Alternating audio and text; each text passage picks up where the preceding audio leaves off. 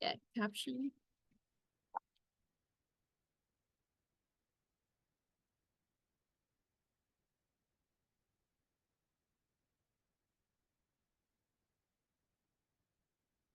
Okay, so we touch on question 1B when they're redirecting website, right? And that will probably involve like, DNS poisoning, or in some cases, you're gonna see some phishing tactic today that we can actually redirect them through the phishing tool. So it would take the user by giving them a link and then having that link, set up to tie to a registered domain that. And the cool part from an ethical hacking standpoint is that all the information that they input can go into a text file or a CSV file. And then you would take that and you would parse it, right? And then you can, from an attacker standpoint, they can do password spraying, which is using the same password at different websites. So let's say that I'm banking with Bank of America, I'm using that password, possibly that I'm using the same password with another website. So they would, again, looking at the discovered information that they got from stage 1, and then be able to see what other website that the user might use, maybe social media, maybe, file sharing type of cloud drives, etc., like Dropbox and so on. So whenever that you deal with social engineering, you often see that these two sometimes go together, and sometimes a lot of it is either impersonation or pretexting. For number 1C, Angel receives a fake phone call from IRS requesting a payment for overdue tax, right? And I'm pretty sure most of you know this, right? IRS don't call people like that. If you owe, they just basically put a lien on your wage or other things like your home, properties, etc. So that means that it is impersonation. And there's a little bit of pretexting in this too, because they impersonate to be someone, and then they would try to coerce them to commit some form of action. But in this way, they're not, Angel might be giving up some information like bank account and credit card information. So I'm going to add pretexting into 1C. But the majority of it is impersonation.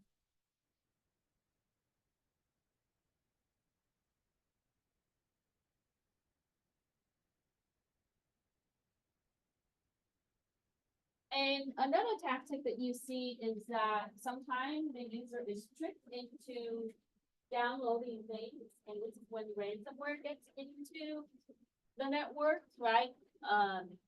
So it might be an embedded link. It also can be automatically downloaded once they open the email. So now they have that process integrated. So when a user is tricked into downloading a malicious file, that's pretexting.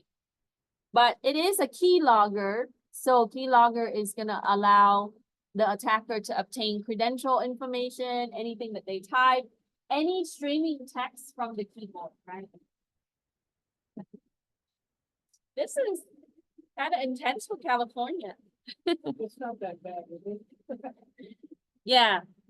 So when you're dealing with the Python script on this end, right? I'm pretty sure that you can find a lot of keylogger things out there.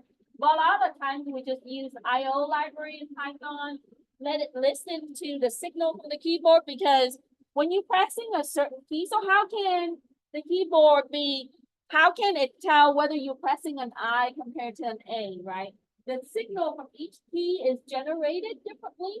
So when you're typing, right, each letter is sending a specific signal. So when it sends that, it's going to convert that electrical signal into an ASCII character, and that's how it's streaming the text. So writing a Python script to be able to do a keylogger is really easy, right? If you took my 30A, you already saw that on the project. So, you simply just say if an else statement, and then you can have it loop, right? It can go into a while loop, so it's always going to be listening, and then you just activate that library and call the functions of that library and be able to write it really quick. So that's part of, and in that, so the whole point in this is phishing and social engineering, you have to spend a lot of time really thinking about, right, what the user is interested in, right? What kind of data do they care about or they access? How can you go about obtaining that, right? Because impersonation just doesn't mean that you can pretend to be anyone. You have to pretend to be someone that they care to respond to. Okay. All right.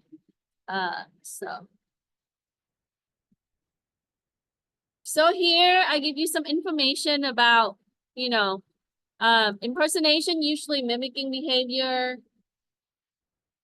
commonly used for phishing. You guys hear about deepfake, right? It's getting popular here. Deepfake. So deepfake is when you're getting a phone call, and it could be on FaceTime too, that it's actually AI generated. It looks like your real family member or people that you know. Same voice, everything, right? They have software to convert all of that, generate and respond to you. And usually they call to ask you to send money, right? So right now that's a big scam all around the world. I think, for us, we're lucky that you don't see a lot of the cases here.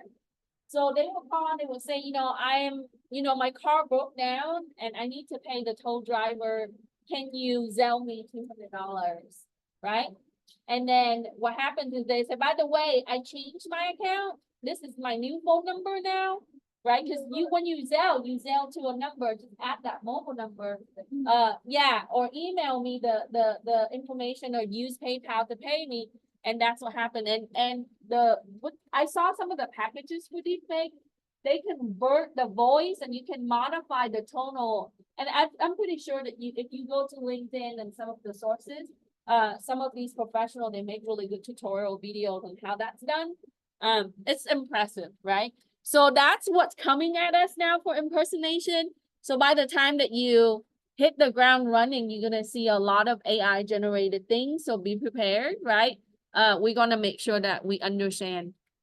So some of the things that we need to pay attention to is how we can combat some of these things.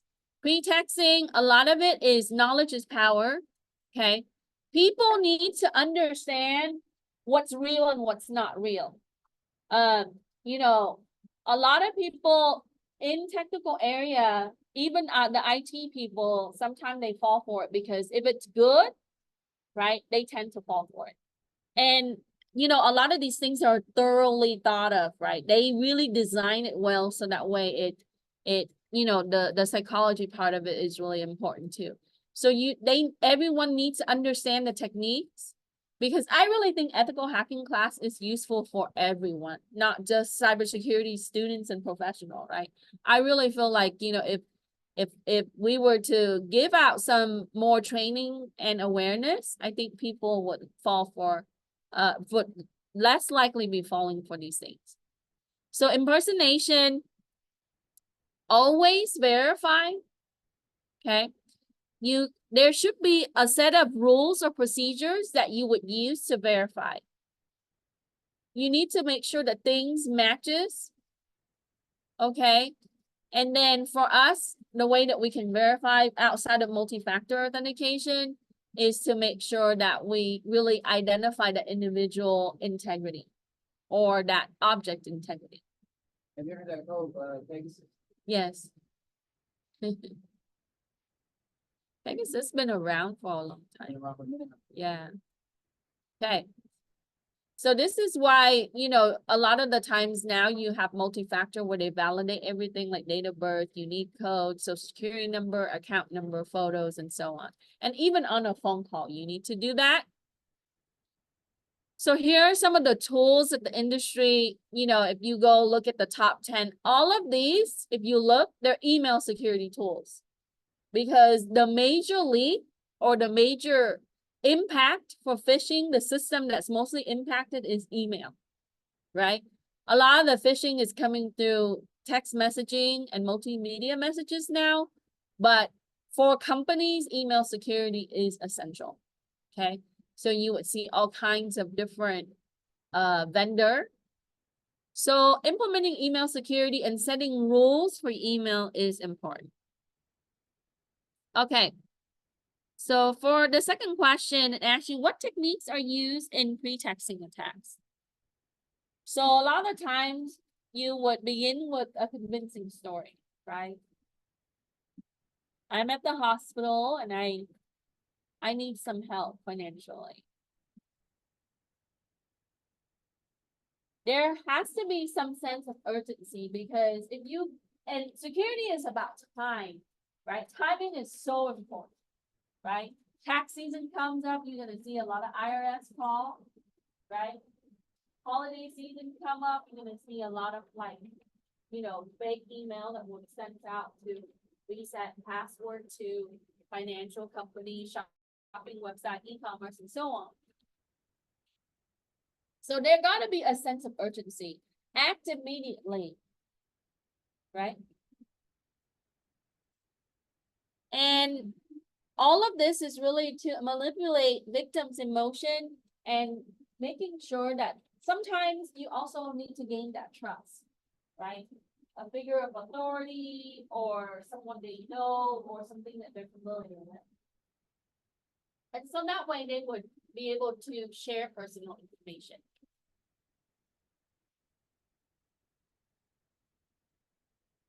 Because if it's not urgent, when people have time to rethink things through, they might not act on it, right? Because if I have time to investigate, I might not fill out that form. I might not click that link. So you want to urge that action and, sometime it will be like, oh, you can win this much if you click this in the next 5 minutes.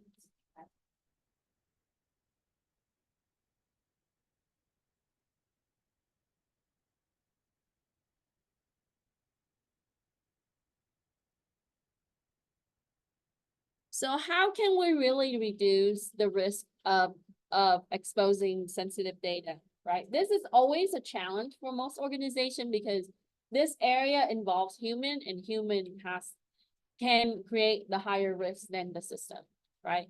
A lot of times we set the rules for the system when the system operate within that rule, but our emotion change, right? The way our behavior sometimes is, different than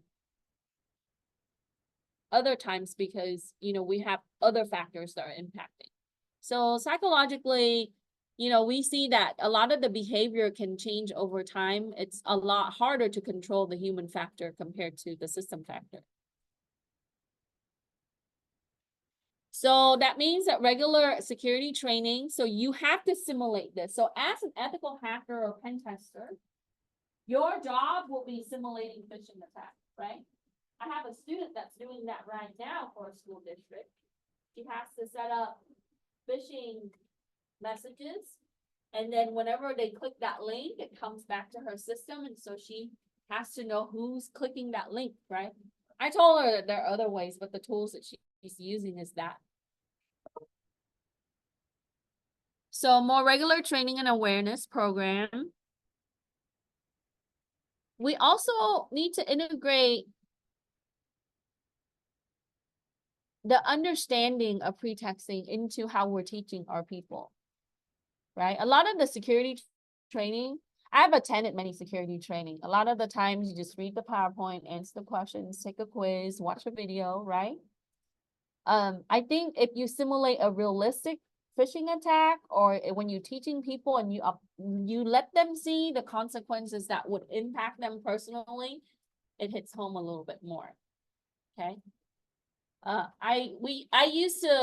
colleagues and I, we used to do simulated attack, physical attack and different things from leaving the door open or letting people in, not asking their identification whenever in a secured area, picking up USBs, things like that.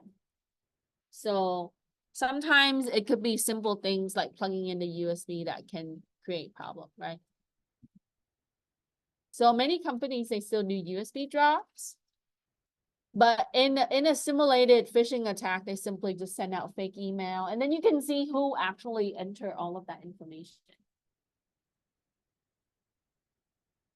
So I saw that some of the common topics for 2023 was job related, right? You get those email where you can apply for a certain job and you need to act within 24 hours or whatnot. Sometimes it's also game related. So I've seen a lot of the RCCD one that's coming through this job too. So you also need to take a look at the trend, right? And then it also depends on the group of people that you're working with. So for the impersonation, we say the impersonation is when an entity is mimicking someone, individual, right? Or it could be a system pretending to be another system by masking IP addresses, like MAC addresses. So we can verify the identity.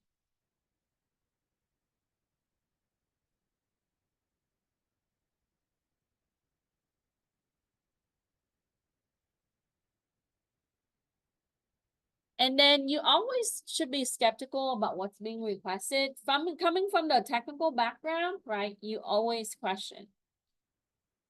Okay. Why do they need this information?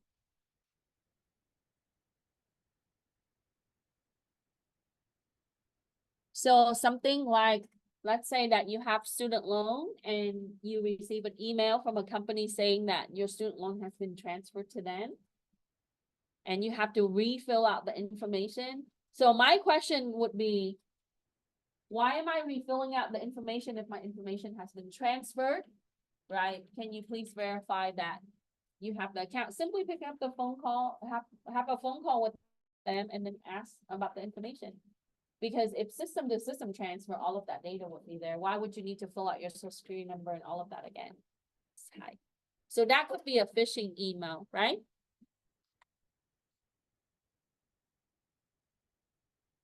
And then from our part, so how can you identify the system? Okay. Simply from an IT perspective, when you manage a system, you would always have a record and inventory of your IP and your MAC addresses of all the system that exists, even if it's thousands of systems, 100,000s of systems. Okay. And you also have identity of your users, right? And their privileges and permissions. So with that, we can implement multi-factor authentication, and multi-factor authentication can only work to a certain extent, right? If they don't share the information like their password and their PIN number. And then if they physically would have the device or access to their email, and if their email is not jeopardized. Another way that you can also share resources to reach out to the community, and people post things through channels to share like what is the popular form of scams and attacks. And then for us in the industry, we actually have to report these type of things as an incident. Any question? So make sure we understand the difference between impersonation and pretexting.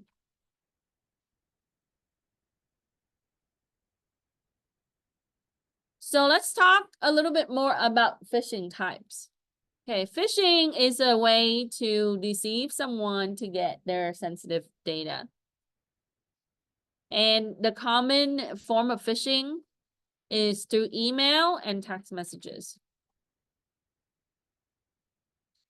So a lot of times through the text messages, because it's text messages, as an attacker, you would redirect them to a certain website or a certain area where you can obtain information. So the common sign of phishing attack, first of all, they're requesting personal data. A lot of times it pertains to login credential, username, password, and also credit card information or social security number. Some of them will come with unreasonable threats like the IRS scam, right? Prison time if you don't pay, sense of urgency for sure. And then you can check in the message. A lot of the time it might have grammatical errors. I've seen some that's pretty good, right? So you might not see always that it would have grammatical error. And then when you see a link, be suspicious of that link, right? The URLs. So that could be water holing, and then the other ones, doing DNS poisoning. And so water holing are websites that is just made for that, right? Just basically they're made to obtain information or deliver malware. Yeah, and there are many. And then if it's hard to believe, then likely it's not true. So once in a lifetime offer, that kind of thing. So you have voice phishing. Now, deepfake plays into voice phishing.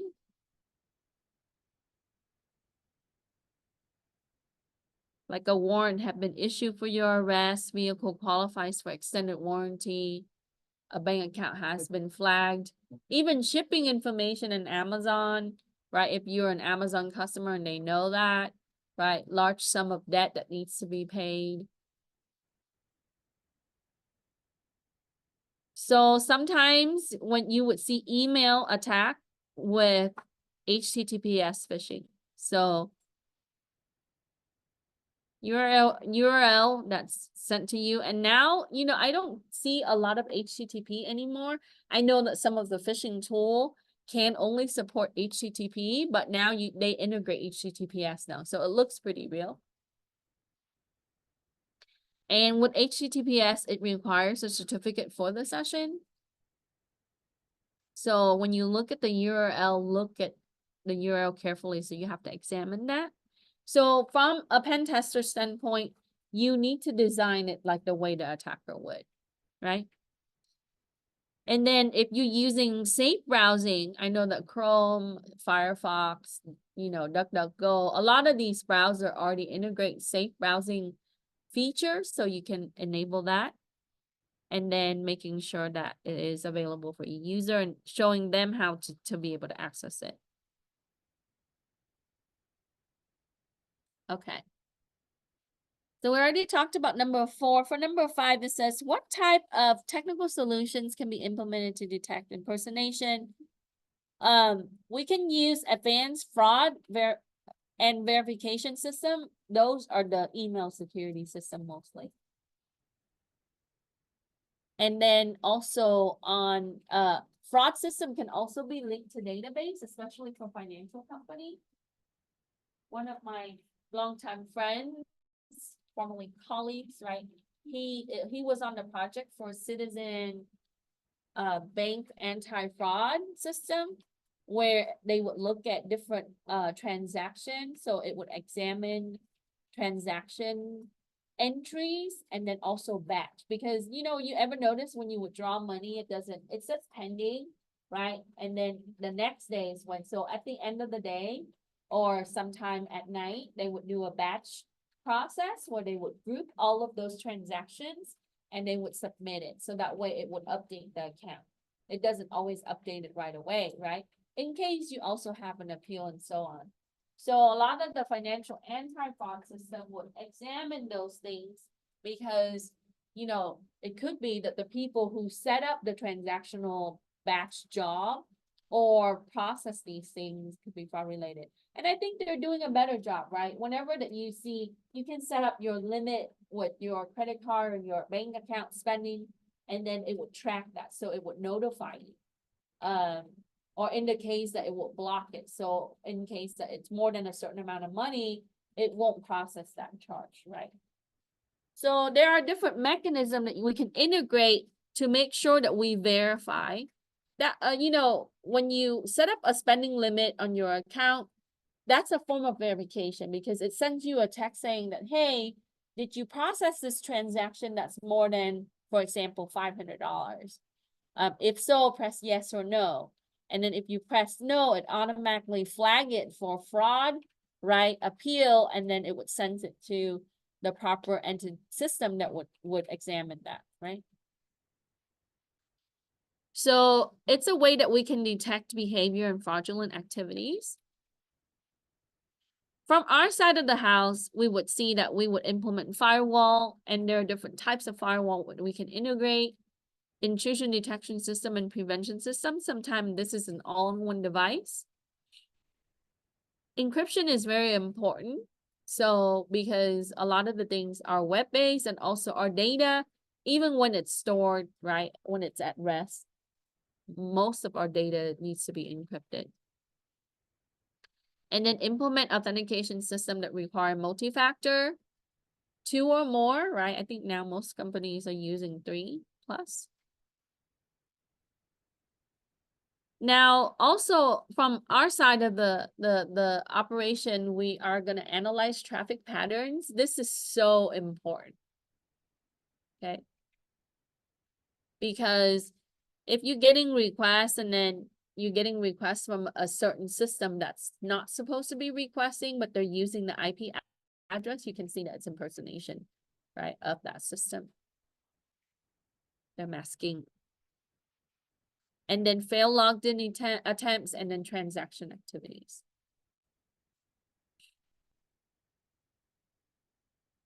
So another good area that you want to tap into for security is finance system, right? Something, if you're looking to take a class that, you know, it's like a class that you want to learn more, always look into accounting for security is very important because you audit accounting system all the time, right? That's the money, okay? So account payable accounting system, so learn accounting.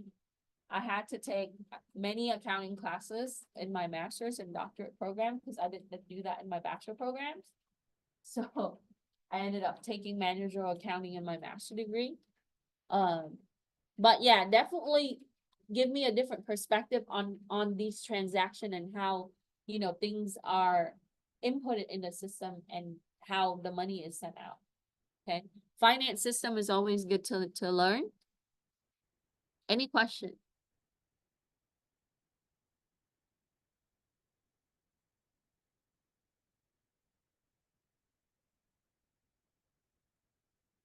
Okay. So something that you can look at for the HTTP ones, HTTPS compared to HTTP, we talked about that.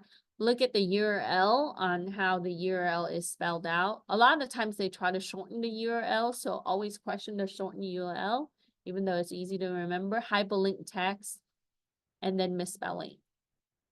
There's a thing called clone phishing. It's using real email of a certain person or the company, and it looks identical. So you get that FedEx or Amazon email that has the Amazon logo or the company's logo or the president signature, right? And then it looks real, but it's a resend. So they would generate that and they would resend it out to the victim. So it is a form of duplicate email, hence the name term, the clone for identity clone. So if you're getting multiple email from the same place, question that. Usually you would have a variation of addresses that looks almost real, but it's slightly changed in the spelling. The hypertext, when you hover over the link before you click it and open on the browser, which you shouldn't, right? Compare that to the real address to make it to see if it's real or not, right? So make sure that you look at the URL carefully.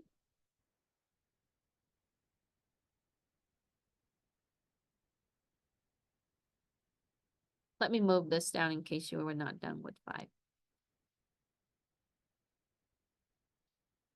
So for 6, we need to identify the type of phishing attacks based on the scenario. It says Carla receives a text message claiming to be from a popular online retailer, informing her that she had won a gift card. The message asked Carla to click on the link and enter the credit card details to claim the prize. Why would I need to enter my credit card to get a gift card, right? So that should be the first question. So, because when you read this, a few things are given away. Clicking on the link. So clicking the link, that's going to be a HTTPS phishing. It's a text message, so it is a SMS phishing or smishing. These type of questions also come up on, on Security Plus as well, right? Different form of phishing. Smishing or SMS phishing is text-based, like text message based. An employee receives an email for B, appears to be from the CEO of the company, containing the names of the project members. The email requests the employees to provide project-sensitive information and design. This is what's called a business email compromise. So they would impersonate someone or a figure of authority asking for the details of the company, secret of the company. That's how they got big. Yeah. Yeah, Yeah. by spear phishing. This is a form of spear phishing. And even the technical people fall for that too, right? Even the executives fall for that too.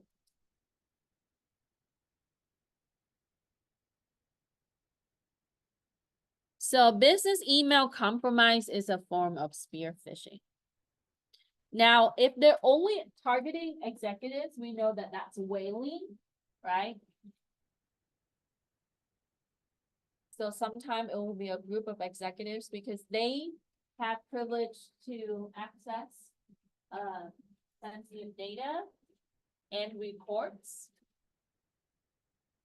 And they also can make important decisions for the company. So they can be high-level target. And then for 6C, it says Juan receives a phone call from his bank asking him to provide the bank account and credit card information for security updates. And that is voice phishing or vishing.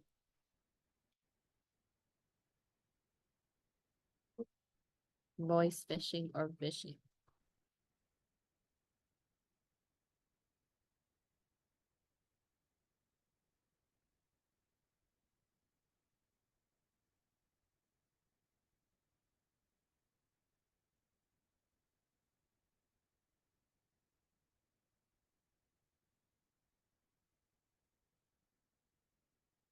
So the evil twin attack is when we can use a device that mimic a wireless access point or a wireless router and lure the traffic to our fake wireless device, right? So that way we can screen all the traffic and be able to see and perhaps obtain some credential information or session ID. So for 6D, it says Christina connects to one of the two identical wireless names. So when you see that, evil twin should already pop up in your mind. She was redirected to the company's website login page, and they're really good at redirection because, you know, sometimes people click on things and then, you know, it redirects them to another, the same thing or a different thing by default. They would think that it's normal. Right? Nobody really think that something had gone wrong there. So that is domain phishing. Okay. So when it comes back to her company's website login page, likely that she's gonna input her credential in there.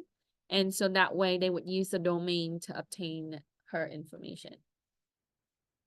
Well, number 5, from the notes, what area in the notes did you find? It's in the impersonation area, page 1.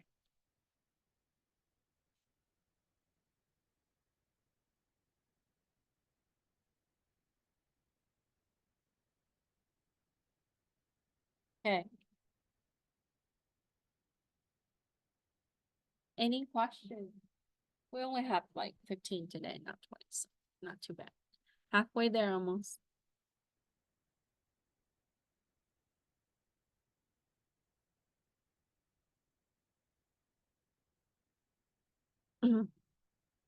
Okay, so SMS phishing, I forgot the parentheses on this one. It uses text message. So how can you identify? Make sure you look at unsolicited text, unknown numbers, authentication requests. That's always a flag. There's also pop-up phishing. It looks like a pop-up ad, but it's not. A lot of the times pop-up phishing is not as popular as the other ones because our browser does block it by default. So it looks like a legitimate ad on a web page, but it is not. And for pop-up phishing, usually you would get a browser notification saying that it is an unsafe site that's trying to present information to you. It likely will open a new tab or window on your screen. And just like all the other phishing tactic, urgency, right? Act now. But advertisement, they do have urgency message included as well. So we can combat that by blocking the pop-up and also teaching the user not to distinguish between, you know, what's safe and what's not. We're gonna do this today, right? But if you really want to pen test this effectively before you attempt the simulation, I would recommend you set up an account. And then you would use that account, but we're gonna do an Instagram one today with our lab. And you're gonna see, it looks like real Instagram, but it's not real Instagram, right? And then it loops it back to the regular Instagram website, so you don't really see the difference, right? But social media phishing is big. A lot of them too is gonna be obtaining credential and sending you embedded link to really obtain your you know, social security number and so on. So how can you, what kind of tactics is used? Discounts, very popular. Yep. Surveys and contests, very common too. Friend requests, if anything that you don't know that is, you know, some of those are bots too sometimes. And then also fake videos, comments and videos and photos.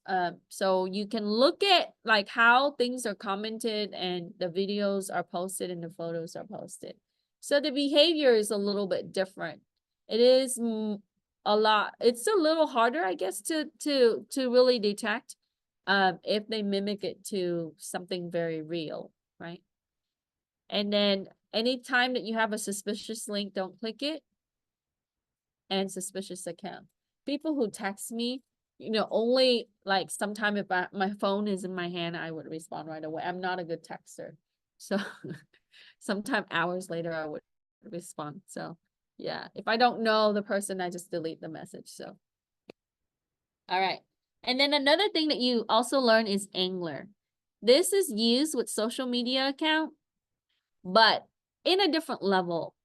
A lot of the times it points to tech support or they would create a fake account and then they would target the unhappy user or the user who need assistance, right? And so that way they would send a link. They would say, oh, you know, we're sorry that you are, you know, not happy with this and this on our website, right? Here's a link to, you know, give us some additional feedback and so on, whatnot. So you would see that to resolve the issue, they'll send the link and the person will click on it. So if it's not a verified account, we always want to verify the account. And if there's no profile history or picture, question that, right? What does that mean, lack of profile? That means that they don't have much information on their profile. Like they just have only their name and age, maybe. Not a lot of information. Yeah. You know, you guys hear about catfish account, I'm sure, right? People who fake other people's account, like impersonation. A lot of the times they only have that enough information that they could find from, you know, Google Dorking or something like that. And here's Evil Twin. So Evil Twin is when it's using a fake wireless. We talked about that. Duplicate the Wi-Fi hotspot. You would get warnings from your antivirus or security software also. And then image-based phishing. This is popular when it comes through as attachment. I've seen PDFs that are embedded. So when people click on it, it actually has embedded things built in. you know, but it could also be a photo like a JPEG. So normally you, if you see it's image-based type of file, questionable. And it could contain link to infected sites. It could also contain malware. They also like to use large course of action button, right? Like they would say, click now, right? Act now.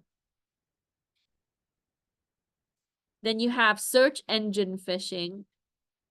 This looks like, so it uses high value keywords in search that's high ranked, right? And that's easy to find. For a popular engine like Chrome and Bing, or now known as Edge. And then it is eye-catching, so that way it's not suspecting, so they can go under the radar and then they would get sensitive information. So some of these pages will offer free product, vacation, discount codes, job offers, dating matches, and so on.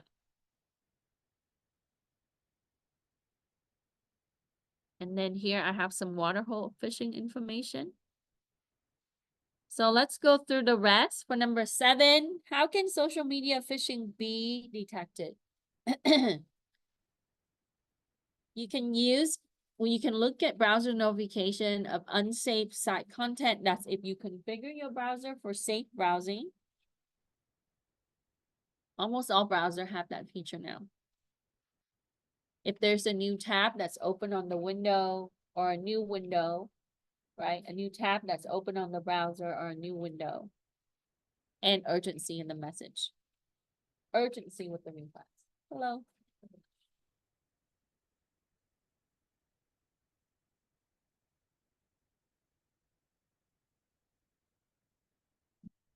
All right.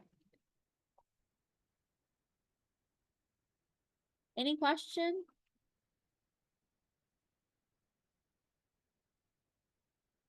So sometimes you would see man in the middle attack, and man in the middle, the whole point is to control the conversation. It's like someone is talking, the person A is talking to the person B, but in order to get the information from both A and B, I can intervene in the middle. I will become the person B, so I have to impersonate and communicate with the person A, and then control the conversation with B. Like, we want B not to detect any kind of changes in the conversation. So it is a form of phishing, because with that, you'll be able to obtain sensitive data information. And from a system standpoint, right, they would sniff out the traffic and then find ways to intervene in the conversation. A lot of times, you know, they would try to attempt to get keys, credential information, keys for encryption, and then, or session ID. And that's simply using masking type of technique, where we would mask addresses, right, to really pinpoint who is really talking and is this entity legitimate. So for 9, it says when a phishing attack entails the attacker controlling the communication flow and is responsible for sending and receiving messages. So the response message will likely not be legitimate, and that will be your man in the middle phishing.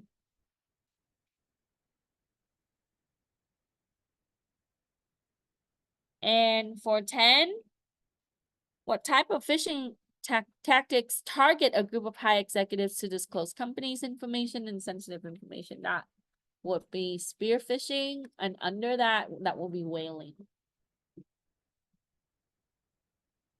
So CIO, right, the C's, CTO, CEO, CFO, Chief Financial Officer, or even upper management group, because they would have access to a lot of important data for the decision-making process, financial data, operational data, even partners and vendors, money type of data.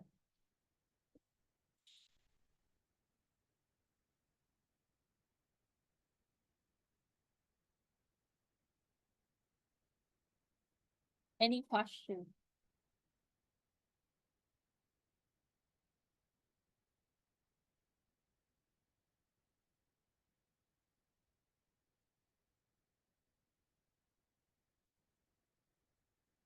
For 11, it says Rachel receives an email with an image attachment from an unknown sender who urges her to download an image on her computer.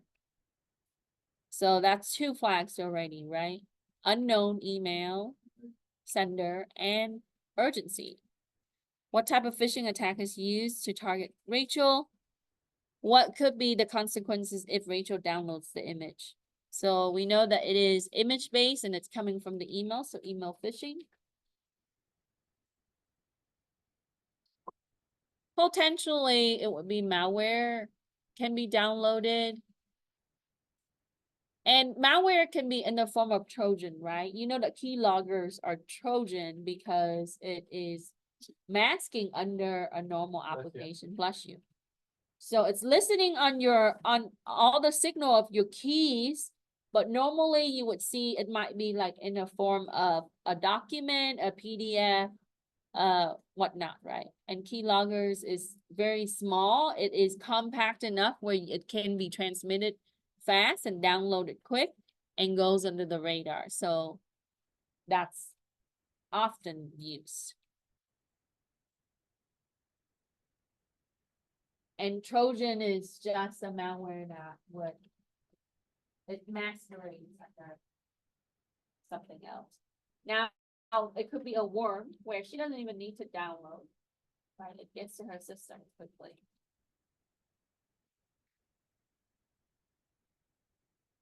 So worm is a lot more malicious with the intention. Each malware, I think, if you look at the behavior, there's intention for each of the malware, right? They really play on the social engineering aspect to really design the appropriate malware.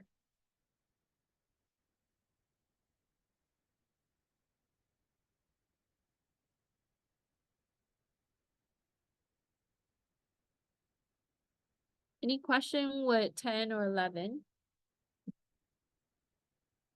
Most of this stuff is also review from other security classes like Security Plus. Okay, so we touched a little bit on business email compromise attack earlier in one of the scenario. Very similar. You're gonna see a trend, right? Phishing type of messages always have a sense of urgency, right? Press on time, because the shorter the time, right, the likely that the people will act upon it. Unusual behavior of the senders in the email as far as context. So you gotta, when you look at the context of the email, right, all of a sudden the CEO is contacting someone in account payable without going through some of their managers, right? So it's questionable. It might not include legal correspondence. So if it is something major, drastic, right, likely that they will look in the legal team or legal advisor, especially in enterprise and corporate. So when you look at company's email, and if it's not coming from the company, it's coming from their personal email, that's a no-no, right? You already know, right? If it's coming from the CEO Gmail account, they don't use that for business reason. So that's also a flag. And then if it's like team-based type of project sensitive design data, that kind of thing, making sure if you look at who's copied to, right, likely that you will only see like 2 or 3 individual versus a larger group in the case that if it is a larger project.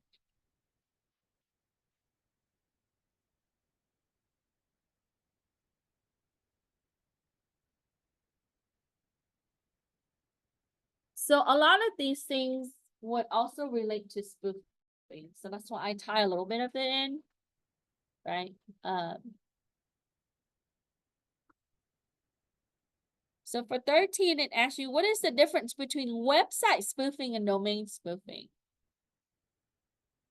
So domain spoofing is a process within website spoofing. Because in order to have a website, you have to have a domain registered and hosted. When the attacker creates a new domain, they can then use that domain to make it into a fake website.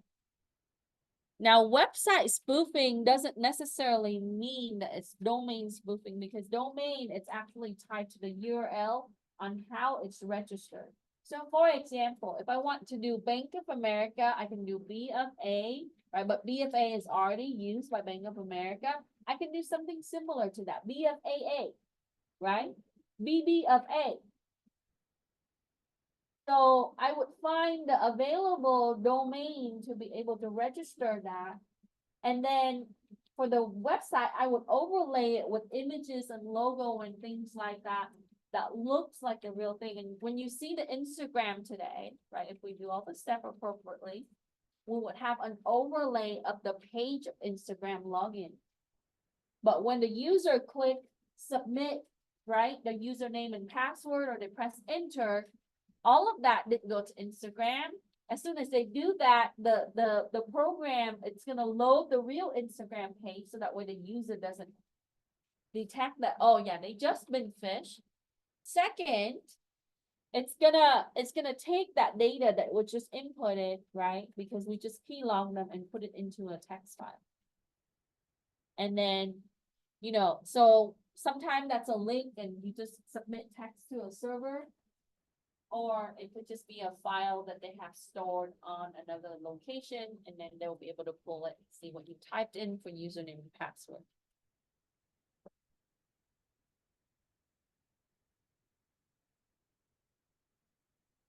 Any question?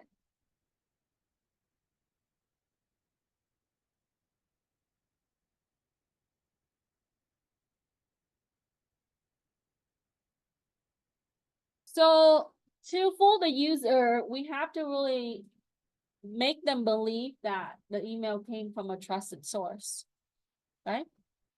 From an attacker point of view, they're gonna say, oh, I gotta make sure that they don't know that I'm trying to phish, or I'm trying to obtain sensitive information. I'm gonna make sure that the email looks legitimate enough. So the attacker can choose to hide some information that's displayed as far as name, and they can customize the name. So there's a lot of psychological components that goes into play.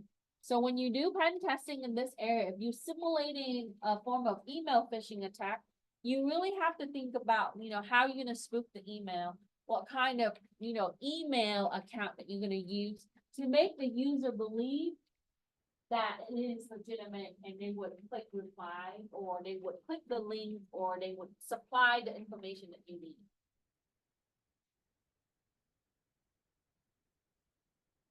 Because the success rate, you want that to be high, right? For a pen testing. Pen tests in this area is so important. You would determine like whether your company really needs, you know, awareness and cybersecurity training. And who needs it? Because if you can phish information from certain individual or group, those are the people that are gonna need security training. But everybody should have security training once a year. Right. We've been asking about RCCD, letting students know about security training for just regular students, because as staff and faculty, we're required to do that a couple times a year. But I really think that because the students they're also interfacing a lot of the systems here, they need to know, so that way. And also that's good because they can carry that practice home to their family and teach their. I'm sure that if you learn these things, you're gonna share it with the people that you care for.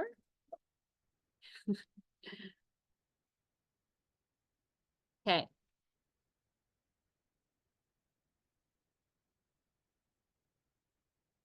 So if they combine the real name with the legitimate domain name in the header, that can also make the user believe that they are coming from a legitimate source.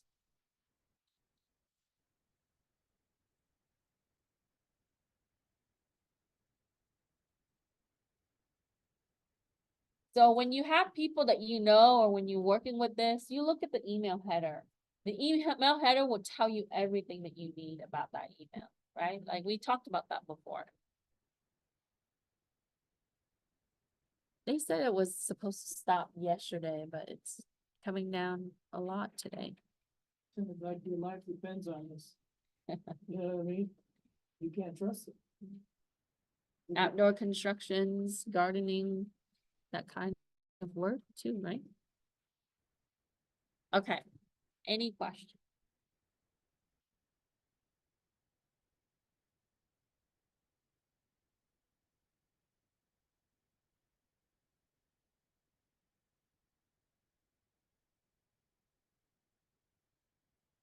Okay, so I know that some of you are working on the last part, right? The easiest way is to really get them to access a certain site or to redirect. Most of the time, they would redirect it to something that's close to real or even the real thing. Right, some of the tools that you're using today, the default redirection is YouTube. Did it? Yeah. It dropped?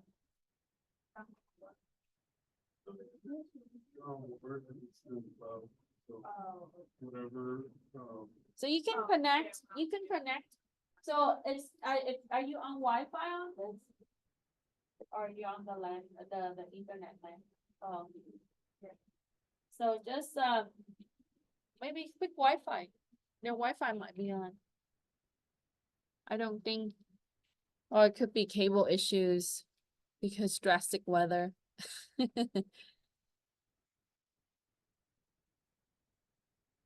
Yeah, Be a hacker doing. likely not. We're small targets for most part. Right? got attacks. Huh? Attacks. Well, no. Usually you guys should receive an email if there's disruption for internet, but it could just be that it's dropped because of weather related. Yeah, you can add to the RCCD. Okay, so on the last part, the DNS spoofing and farming, and this comes back to some of the things that we talked about before with DNS. There's your water hole information. Usually they have malware. That's how they would release malware. Man in the middle, spear phishing and whaling. So spear phishing target groups, whaling could be executive groups. Email compromise. There's website email spoofing, domain spoofing, and DNS. So this is just another way of saying DNS poisoning or farming attack. And so the server that translate the domain name to IP addresses, it would jeopardize this form of attack jeopardize that server. And so you sometimes would see malware that's embedded within. So on the landing page, it's downloading. The website appear to look real. So most of the time you see it might be HTTP. Keep in mind that HTTP is very rare these days. Okay. Yeah. Website errors. Now, the logo. So some of the things, components on the website, right? A lot of the things on the real website are clickable. Like even their legal disclosure, right? You click on it, it takes you to like privacy agreements. All of those things are clickable. And sometimes they make it close to real, but sometimes they overlay an image. So you just gotta examine it, right?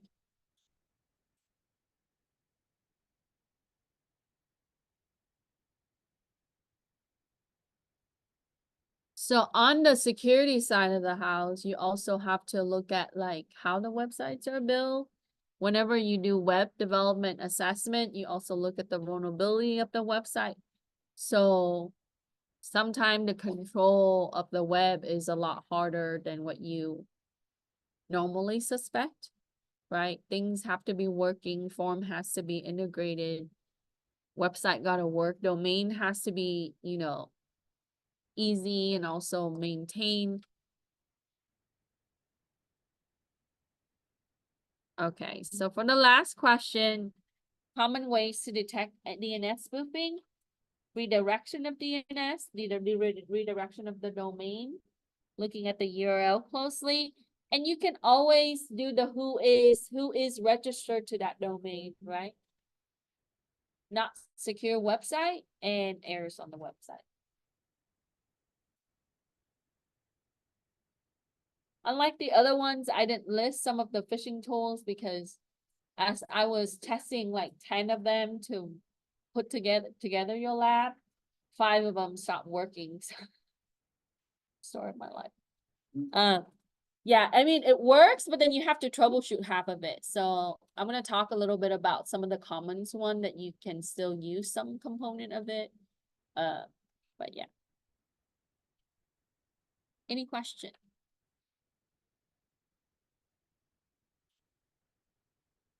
Okay. I'm gonna stop share for a second. Let me stop recording.